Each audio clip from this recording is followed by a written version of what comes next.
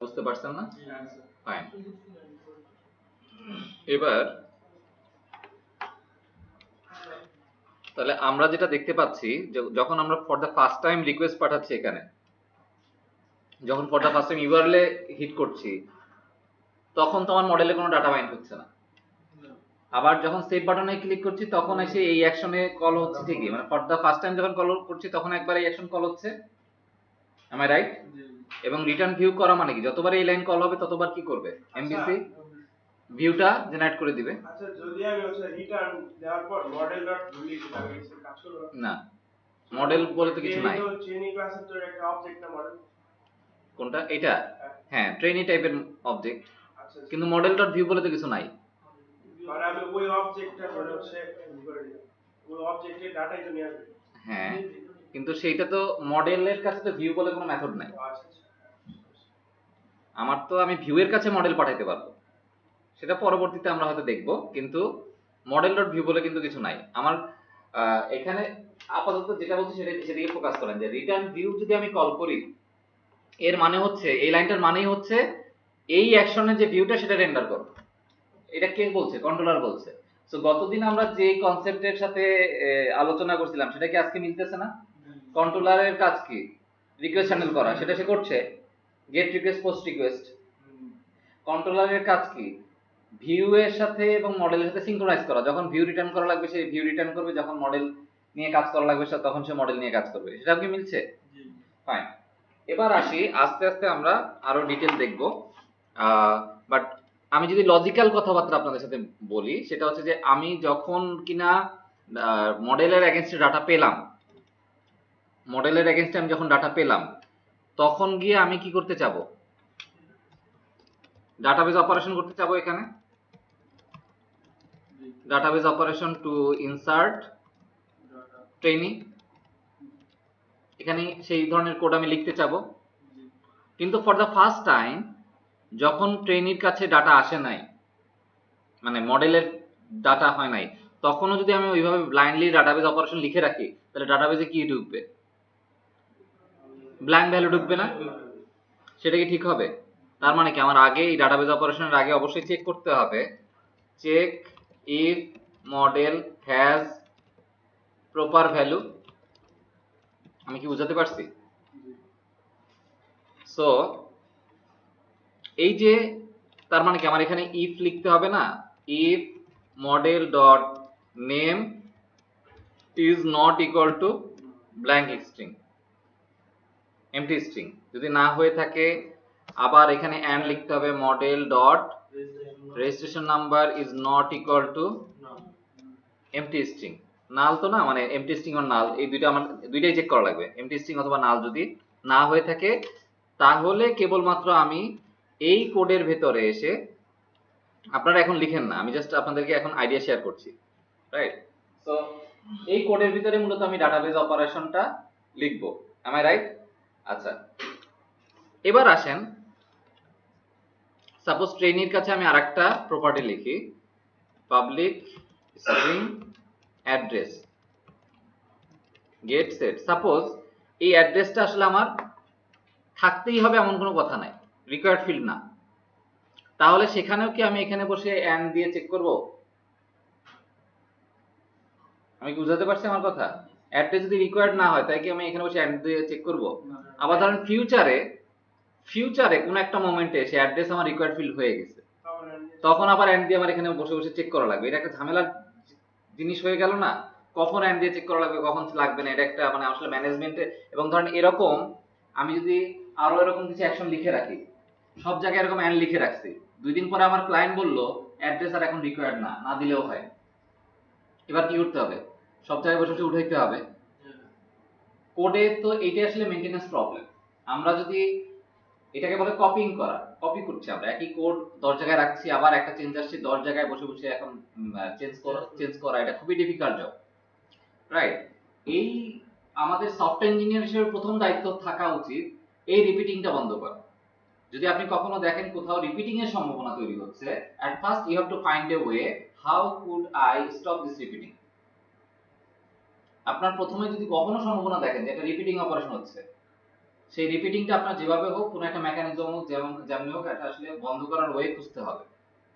Repeating করা যাবে না। এবং সফটওয়্যার ইঞ্জিনিয়ারিং একটা প্রিন্সিপালই আছে, ডোন্ট রিপিট ইয়োরসেলফ, এটাকে বলে ড্রাই প্রিন্সিপাল।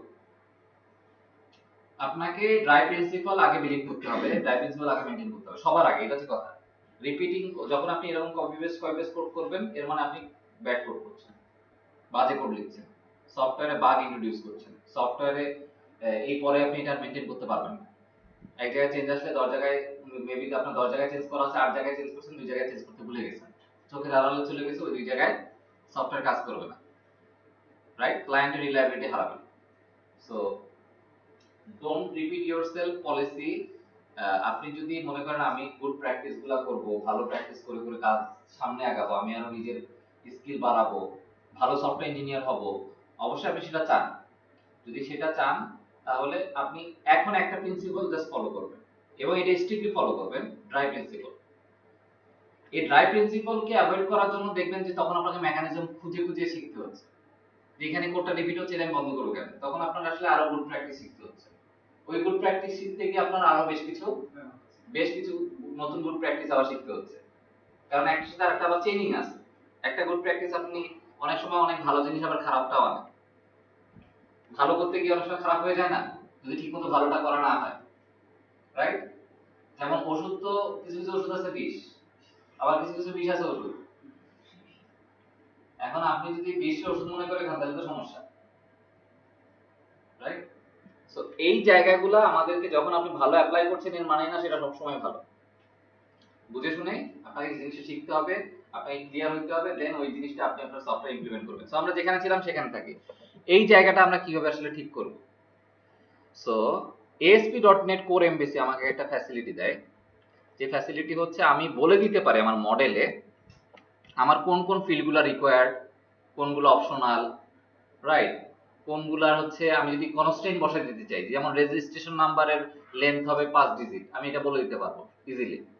আমি যদি বলে দিতে চাই যে নেম অলওয়েজ রিকোয়ার্ড হবে, এটা আমি বলে দিতে পারবো। কিভাবে? খুব সহজ উপায়, এই যে প্রপার্টিটা আছে এর উপরে আমরা অ্যানোটেশন ইউজ করব, এটাকে বলে ডাটা অ্যানোটেশন ইউজ করা। সো আমি যদি এই নেমের উপরে লিখে দেই রিকোয়ার্ড, এর মানে হচ্ছে এটা এখন থেকে রিকোয়ার্ড। সো প্রথমে যখন আপনি এইভাবে রিকোয়ার্ড লিখবেন দেখবেন পাচ্ছে না।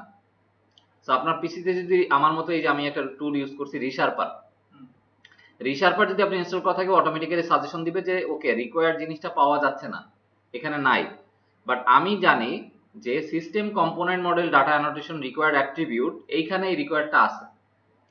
সো আমি যদি এটা ইউজ না করি তাহলে ও আসলে রিকোয়ার্ড পাবে না, রাইট? বিকজ এই যে ফাইলটা, এই ফাইলটাতে কোথা থেকে আসে তো ও জানে না। আমি যদি রেফারেন্স ইউজ না করি, মনে আছে কিনা আপনারা সিতে studio.h conio.h ইউজ করছেন কেন? বিকজ printf scanf, ওগুলো তো আর ওই পার্টিকুলার ফাইলে বসে নাই, অলওয়েজ আপনার রেফারেন্স ইউজ করেই ফাইলটাকে ইনপুট করা লাগতো। সি শার্পেও রেফারেন্স ইউজ করার ওই কি ইউজিং দিয়ে নেমস্পেস, রাইট? সো আপনারা যদি এই জায়গায় কনফিউশন থাকে যে এই রেফারেন্স কিভাবে ইউজ করা হয় না হয়, অ্যাগেইন আমার ওই বেসিক সি শার্পের ভিডিও সিরিজ আছে, ওখানে নেমস্পেস নিয়ে আমার ডিটেইল আলোচনা করা আছে। একটা আলাদা আমি ভিডিওই বানাইছি শুধু নেমস্পেসের উপর বেস করে আলোচনা আছে, ওইখানে নেমস্পেসের যত ডিটেইল আলোচনা ওখানে আমি উল্লেখ করে দিছি, আপনারা জাস্ট ভিডিওটা দেখে নিলেই হবে, রাইট? সো আমি এখানে রিকোয়ার্ড বলে দিলাম, ইভেন ধরেন রেজিস্ট্রেশন নাম্বারকে আমি রিকোয়ার্ড বলে দিলাম, তার মানে কি নেম এবং রেজিস্ট্রেশন নাম্বার ভ্যালু থাকতেই হবে। অ্যাড্রেসের উপর আমি কোনো কিছু দেই নাই, তার মানে কি এটা না থাকলেও চলবে। আচ্ছা, এবার আসেন কন্ট্রোলারে, ও কিন্তু ঠিকই মডেল বাইন্ড করবে, এটা এমভিসি নেচার। কন্ট্রোলারে যখনই কল আসবে ও ঠিকই এই মডেলটা কোনো কিছু না পাইলেও নতুন একটা মডেল অবজেক্ট তৈরি করে বসে থাকবে এবং নেম রেজিস্ট্রেশন নাম্বার ভ্যালু নাল দিয়ে বসে থাকবে, রাইট? তাহলে আমি কিভাবে বুঝবো এখানে বসে, কারণ আমার তো এখানে বসে বুঝতে হবে, কারণ ডিসিশনের কোডটা আমি কোথায় বসে লিখছিলাম মনে আছে কিনা? এখানে বসে লিখছিলাম, তাহলে আমার এখানে বসেই তো বুঝতে হবে যে আসলে ঠিকমতো মডেলটা বাইন্ড হয়েছে কিনা। মডেল যদি ঠিকমতো বাইন্ড হয়ে থাকে, মডেল বাইন্ডিং মানে কি আমি যেভাবে চাইছি সেভাবে মডেলের ডাটা আসছে কিনা, এটাই তো মডেল ঠিকমতো বাইন্ডিং হওয়া। যদি মডেল ঠিকমতো বাইন্ডিং হয়ে থাকে তাহলে আমি ডাটাবেজ অপারেশন করব, না হলে আমি ডাটাবেজ অপারেশনে যাব না। মেবি আমি কোনো একটা এরর মেসেজ দিয়ে ভিউটা রিটার্ন করে দেব, রাইট? সো এইটা বোঝার উপায় হচ্ছে ASP.NET MVC তে, কোর এমবিসি তে বা ASP.NET MVC যেটাই বলেন না কেন, মডেল স্টেট বলে একটা প্রপার্টি আছে, এটা কন্ট্রোলারই আমাকে প্রোভাইড করে। এটা আসছে কার কাছ থেকে? কন্ট্রোলারের কাছ থেকে। So model state dot is valid যদি আপনি উল্লেখ করেন, এর মানে হচ্ছে যদি ইজ ভ্যালিড ট্রু হয় তার মানে হচ্ছে আপনি যেভাবে মডেলে বলে দিয়ে আসছেন ঠিক সেভাবে মডেলটা বাইন্ড হয়েছে বুঝায়। আর যদি আপনি ইজ ভ্যালিড ফলস পান তার মানে মডেল যেভাবে বাইন্ড হওয়ার কথা সেভাবে হয়নি, রাইট? সো আমরা আসেন দেখি, জাস্ট এখানে এইটুকুই শ্যাডো কোড থাকুক। আমরা ধরে নিই এখানে আমার ডাটাবেস রিলেটেড অপারেশনের কোড আছে, আমরা তো ডিবাগিং করে বুঝতে পারবো কি ঘটছে, রাইট? সো আমি রান করি।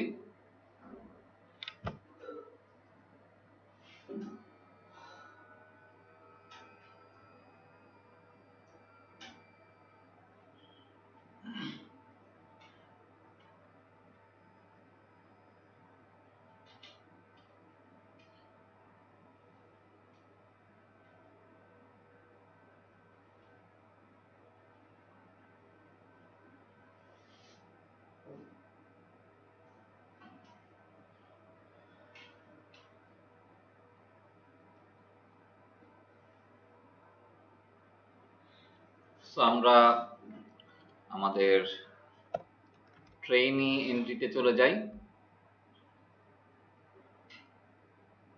এন্টার আসলাম। সো আমরা প্রথমবার কি সব নাল না? তাহলে প্রথমবার যদি সব নাল হয়ে থাকে তাহলে বাই ডিফল্ট মডেল স্টেট কি হওয়ার কথা? ভ্যালিড হওয়ার কথা আর ইনভ্যালিড হওয়ার কথা? আমার এখানে কি ভ্যালু বাইন্ড হয়েছে? কন্ট্রোলারে তো রিকোয়েস্ট ঢুকছে। এখন আমাকে বলেন মডেল স্টেটের ভ্যালিডিটি কি হওয়ার কথা? এটা কি ভ্যালিড হওয়ার কথা আর ইনভ্যালিড হওয়ার কথা? তাহলে আমরা ইজ ভ্যালিড দেখি চেক করে, এটা কি ইজ ভ্যালিড ফলস আছে? তার মানে কি ও প্রথমে বুঝে নিছে যে মডেল ঠিক মতো বাইন্ড হয় নাই, তার মানে কি আমার রিকোয়েস্ট ঢুকবে না প্রথমবার, রাইট? যদি ইজ ভ্যালিড হয় তাহলে কেবলমাত্র সে এখানে ঢুকবে।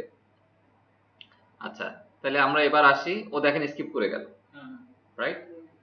কারণ যদি স্কিপ না করে সেটা কিভাবে বুঝতাম? এই কোডটাও সে রান করতো, ফার্স্ট ব্র্যাকেটে ঢুকছে, সেকেন্ড ব্র্যাকেটটাও সে দেখাইতো। আচ্ছা তো আমরা কন্টিনিউ করে দিই। এবার আমি ধরেন নেম ডাটা দিলাম না, রেজিস্ট্রেশন নাম্বারে ডাটা দিলাম। ওকে, সেই বাটনে ক্লিক করি, আসলো মডেলে আমার রেজিস্ট্রেশন নাম্বার আসছে বাট নেম আসে নাই। মডেল স্টেট ইজ ভ্যালিড এখনো ফলস আছে, রাইট? সো আমরা আবারও কন্টিনিউ করি। এবার আমি নেম দিলাম, রেজিস্ট্রেশন নাম্বার দিলাম, সেই বাটনে ক্লিক করলাম, আবারও আমরা মডেল স্টেটে যাই। সো মডেলের ডাটা আসছে ঠিক মতো, দেন ইজ ভ্যালিড এখন কি ট্রু, তার মানে এখনো বুঝছে যে যেভাবে আসলে আমি বলে দিছি অ্যানোটেশন দিয়ে ঠিক সেভাবেই মডেল বাইন্ড হয়েছে, তার মানে মডেলটা অ্যাকসেপ্টেবল, ইজ ভ্যালিড ট্রু। তার মানে কি সার্ভার সাইডে বসে অটোমেটিক্যালি আমি ভ্যালিডেশন নিয়ে কাজ করতে পারবো, এবং এটা আমাকে ASP.MVC নিজেই ফ্যাসিলিটি প্রোভাইড করে দিচ্ছে। এছাড়াও ক্লায়েন্ট সাইডে বসে তো অবশ্যই আমরা কোড লিখবো, জাভাস্ক্রিপ্টে কোড। তো এই পর্যন্ত তো আমি আসতে দিব না ইউজারকে, এটা তো আমরা জানি। ইউজারকে আমরা ওইখানে আটকাই দিয়ে দিব যে ভাই আপনি তো এই ভ্যালু দেন নাই, কারণ সার্ভার পর্যন্ত ঘুরে যেয়ে তারপর সে জানতে হবে যে ভাই আপনি তো নেম দেন নাই। এটা তো খুব খারাপ অ্যাপ্রোচ। এটা আগিলা যুগে আমরা করতাম, এখন এই মডার্ন যুগে এইসব চলবে না, right? So that's actually model state valid check করা। ক্লিয়ার?